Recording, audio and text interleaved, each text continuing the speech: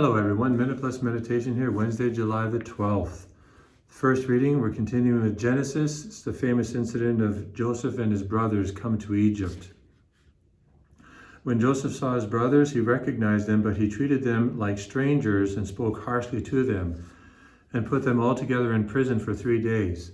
Sounds harsh, but what he does, he's actually, maybe there was anger in his heart, but I think more that he was testing them to see if there was any change in them, because Joseph knew that God was working powerfully in his life. And this, when an individual is aware of this, it drastically reduces and even dissolves and eliminates any desire for vengeance.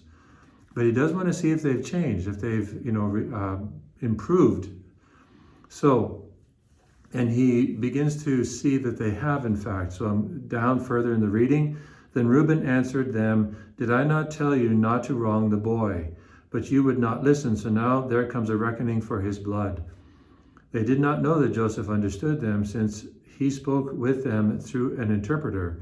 He turned away from them and wept. So, this is one of those amazing movies are made of this stuff, right? Because it's such an incredible manifestation of God's providence, of his plan in people's lives. And it doesn't always work out like this, but it shows, how powerful God can right our sins, make them sort of turn into good things. In this case, they were vicious to their brother, and they basically more or less wrote him off. And yet, when he, through a series of circumstances, rises to high power in Egypt, he does not seek vengeance. He sees that God has foreseen this from all eternity, has sent him ahead of them, and will ultimately be their salvation, because he will allow them to eat, to have the grain that he has saved up.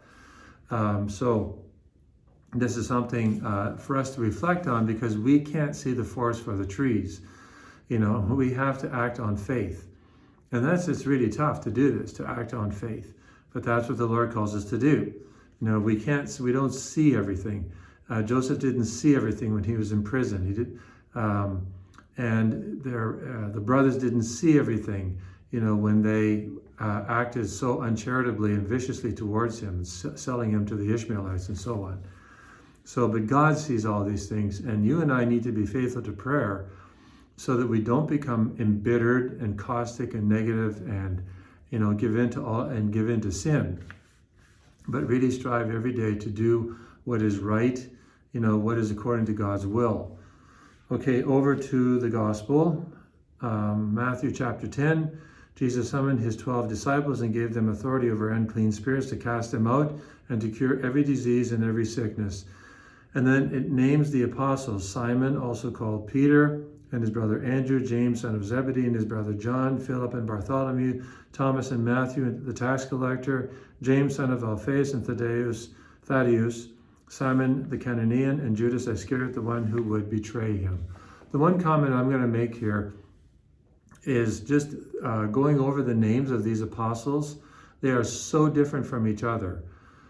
They should never have, number one, they would never have gotten together on a human level.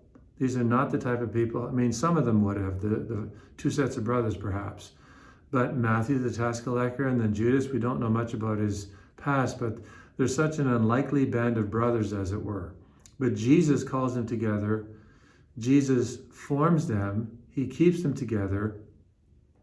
And with the exception of Judas, who will choose to actually absent himself from the group through his mortal sin, of not just denying Jesus, what Peter did through weakness, but will turn against Jesus through malice, through selfishness, the 30 pieces of silver and so on.